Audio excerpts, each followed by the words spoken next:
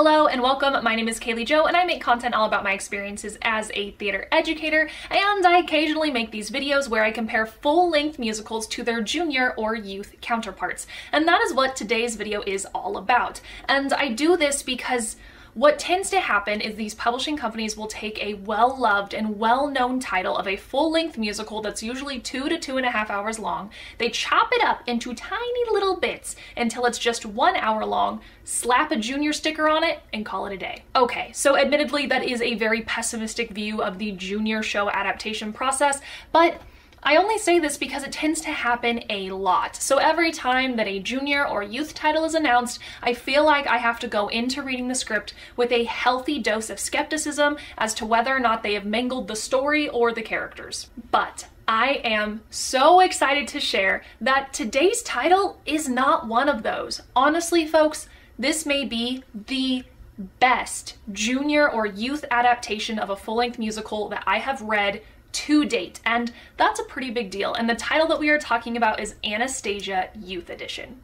If you liked today's video, please consider subscribing to my channel. I'm cutting it a little close at this point, but my goal is still to try and reach 1,000 subscribers by the end of 2023. So if you enjoy this content, please subscribe. If you know anybody who you think would enjoy this content, please share it with them as well. And thank you so much for supporting my little YouTube dream. Alright, so let's start off by talking a little bit of background information, which is more important than usual for this particular story. So Anastasia, the full-length musical, is based on the 1997 animated film of the same name. And that film was based on a movie of the same name in 1956.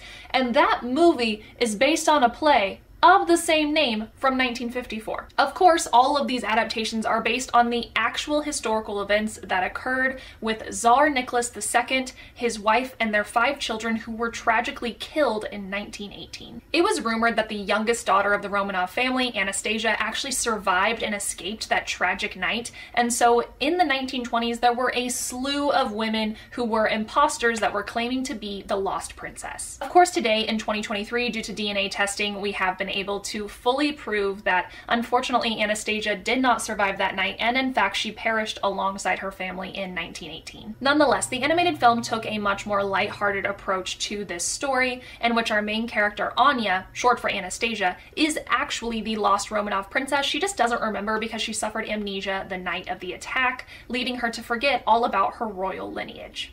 That is until she meets up with Dmitri and Vlad, 2 conmen who convince her to pretend to be the lost princess, a journey which leads to her discovery that she is in fact the long-lost Romanov princess. Of course, because this film was a family-friendly adaptation of the tale, they replaced the assassins with an undead sorcerer named Rasputin, and arguably the best part of the film, in my humble opinion, his adorable assistant Bartok. I'd give her a ha! And a hi-ya! And this is where the 1997 animated film and the 2016 stage musical begin to part ways. And I'd kick her, sir. The musical gets rid of the character of Rasputin and, unfortunately, Bartok. Oh, sure, blame the bat. And replace them with a much more historically accurate character named Gleb, a ruthless Soviet officer. Alright, let's talk about everything that was cut to shrink the full version down to just a 60-minute performance, beginning with the opening scene, which is incredibly integral to the plot of this specific show. The opening scene is young Anastasia and her family all together. Anastasia is in the process of saying goodnight to her grandmother, who happens to be the Dowager Empress. The Empress gifts Anastasia a beautiful music box, which when they open, plays a tune that prompts them to sing their lullaby. Then there is this transition to the ballroom where everybody is singing and dancing and having a great time, and then the stage erupts into chaos. In the full-length version, this scene is definitely a little longer and much darker. So obviously this is the murder of the Romanov family that's being depicted here, and in the full version there's these really specific moments where you hear sounds like glass breaking, people screaming, shots being fired, and slowly every member of the Romanov family leaves the stage. The youth version cuts this scene down considerably, and actually the script says that there should just be a large flash of light to indicate that the tragedy has occurred, and then in the very next scene, the Dowager Empress, or the grandmother, comes out with a letter and is reading the words, "They're all gone, they're all gone," and then that's it. That's the opening scene. So very short, very sad, and definitely a much darker tone than we're used to in these youth and junior shows. So whenever I sit down to compare two shows, I always have both scripts in front of me and I turn the pages at the exact same time, comparing them as I go so that I can track every single change that is made. So I was actually really surprised with this youth version of Anastasia that the first 20-ish pages are pretty spot on with the full version. They do cut some chunks of dialogue here and there, but overall it's very, very similar. I will say that the song In My Dreams is about 20 seconds shorter, and we lose that chunk of the song where Anya's singing kind of directly to Dimitri about you don't know what it's like to not know who you are. After the song In My Dreams, we are introduced to our antagonist, Gleb. He does get to keep his song, The Rumors Never End, which I appreciate that they didn't cut that one. And then we move over to Dimitri and Vlad, who are trying to convince Anya that she can portray the lost princess with the song Learn to Do It, which is still in this youth version, but it is about 30 seconds shorter. And then our first major changes happen, and the youth version cuts 3 songs. So they cut the Learn to Do It reprise, the Neva Flows, and the Neva Flows reprise. I'm honestly not surprised that they chose to cut the Neva Flows. These are songs sang by Gleb, and it's kind of detailing his experience with the Romanov family and their deaths, and there's some pretty harrowing and dark details within those songs, and I don't necessarily think that they're appropriate for a youth audience, so I understand why they cut those. And then we move on to My Petersburg, which is a song sang by Dimitri and Anya. This song is still in the youth version, but they cut it by about 50 seconds, which is about 1/3 of the song, so that's a pretty decent cut there. Up next is one of the most iconic songs from that 1997 film, which was then used in the stage version, and that is Once Upon a December. So this song is still in the youth version, but they do cut it down from 3 minutes to about 1 minute and 50 seconds. So they cut quite a bit of it, which is a bummer because it is such an iconic song. Right after Once Upon a December, Anya has a song titled A Secret She Kept, which is cut from the youth version. It was already a pretty short piece, so I don't feel like we're losing too much by not having that song. The next song is a great ensemble piece, and they did choose to keep it in the youth version, and that is Stay, I Pray You. This song takes place on the train from Russia to France, and it's a really heartwarming piece about how most of the people on this train, regardless of their social standing, will likely never see their homeland of Russia again, and how difficult but necessary that is for them because of the upheaval that is taking place there. This next change is a really interesting one, and that is with the song We'll Go From There. So this song was originally sang by Anya, Dimitri, Vlad, and the ensemble, but in the youth version, it is changed from a vocal piece to an orchestral or instrumental piece. So nobody sings along with it, but the song is still in the show, and I haven't seen this done before, but I think it's a really interesting change. Anywho, our trio is not on that train for very long because they are found by the police to not have any traveling papers. So they have to jump off the train, and that leads us to the song Traveling Sequence / Still, which is sang by Gleb, our antagonist, and his men, but that song is cut in half in length. But do you know what isn't cut? Possibly the most iconic song from the 1997 film, Journey to the Past.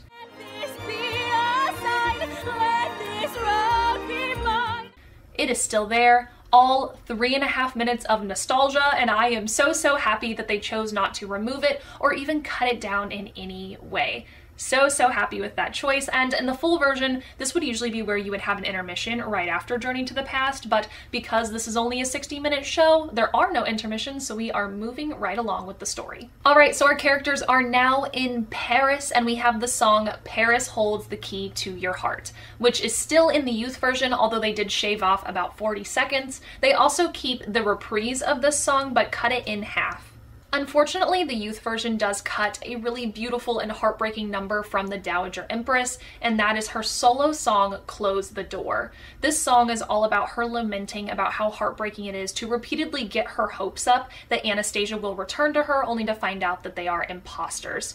So I'm really sad that they couldn't keep this song in the show somehow and do what they did with so many other songs and just do a shortened version, but for whatever reason they chose to cut it all together. The song Land of Yesterday is still in the youth version, but it is cut by about 40 seconds. I'm also sad to report that the character of Lily, which is kind of the Dowager Empress's like right-hand woman, has been cut down quite a bit as well, and that's a bummer because her character is really hilarious. This does mean that we end up losing the song between Lily and Vlad titled The Countess and The Common Man, which is a bummer because it's a really funny song, but it goes into detail about Vlad and Lily's previous relationship while Lily was still married to the Count. So not entirely appropriate for a youth audience, and I understand why it and its reprise were cut. On a happy note, the song In a Crowd of Thousands, which is a duet between Anya and Dimitri, is still fully intact. This beautiful song is where Anya has just woken up from these nightmares that she keeps having, and Dimitri is there to comfort her,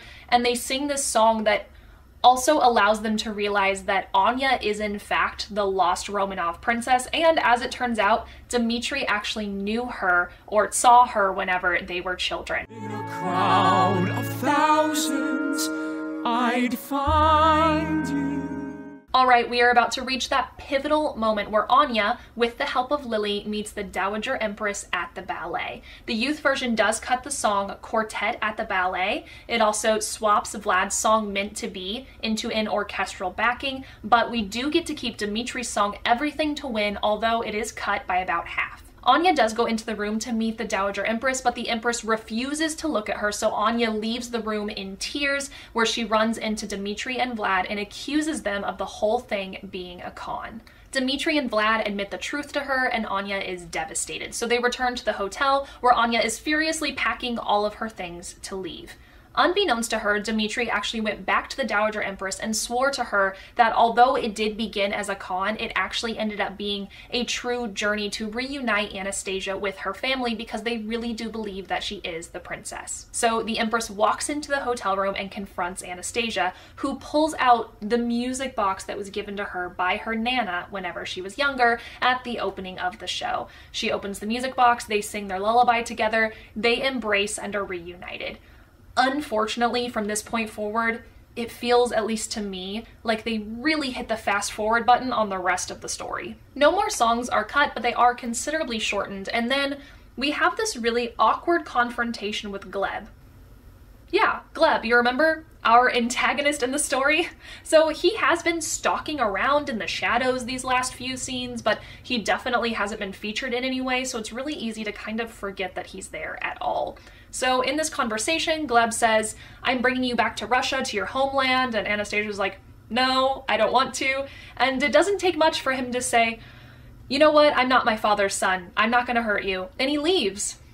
Which is great for Anastasia, but definitely doesn't lend itself to being a true conflict in any sense of the word. Just to give you some context, this scene is so much more fleshed out in the full-length version. So there's this song titled Everything to Win Reprise, and in the youth version, Anastasia just sings like a little portion of it by herself before Gleb walks in, and in the full version the two of them sing it together, and there's a lot of tension there, and Gleb is being haunted by these images of the ghosts of Anya's family, and he ends up threatening her and pulls out a firearm, and there's a physical struggle and a lot more dialogue, and it's just a very tense, scary scene. And don't get me wrong, obviously I don't want especially the firearm portion in a youth production, but I still feel like they could have added just a little bit more tension and conflict back into this scene, because otherwise, in the youth version, in my opinion, Gleb's character just doesn't even feel necessary.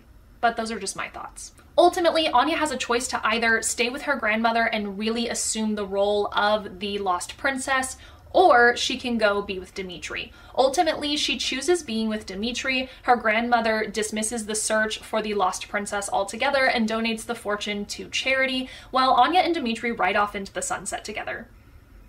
This isn't my ideal ending, I really don't like it at all, but this is exactly what happened in the full version, so it is what it is, I guess. Even with all that being said, this is a great adaptation. It is darker than a lot of youth and junior shows, but it's rooted in history, and especially if you're a school group that's producing this show, I see how you could really dig into that cross-curricular alignment with the social studies teachers, and you could really make some magic happen there. I hope that you enjoyed this recap video. Please comment down below any other full-length and junior shows you would like me to compare, but just remember that I can't get my hands on the scripts for everything, but I really do take your suggestions to heart and try to do all of them that I possibly can. Thank you so much for watching, and as always, break a leg.